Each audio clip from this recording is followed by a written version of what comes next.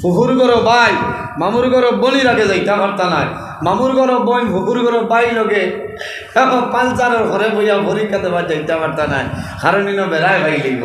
ওগুর নাম তৈল করতা। এখন ইচ্ছা কিতা হইল এক বইন আরে বইনটা হয়ে যা ওরে মা আমার হুয়াই তোর লাগি বেরু নিয়ে বলে বুবু কিতা হয়েছে, বলে তোর সম্মার বারইয়া মাথিল না একটা খবর যায় ইনো আগুন নারে কোনো মাথার জায়গা নেই, ওগুর নামও তৈল হরদা। হায় রে হায় জোয়ানে হইতরা কমেন্ট আমি দেখতে হইতা ই ওয়াজ ছাড়া আপনি আর ওয়াজ ভাইন না। ও বুঝো কতক্ষণ চলিছে আসলে চাচাই লাইনও আছে তো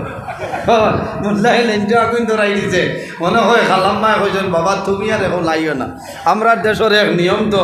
বিয়া বিয়া শাড়ি তার মূল্য ধরি লাইছে, এর কারণে মোল্লারে কমেন্টও মাতিতেও খারাপ পার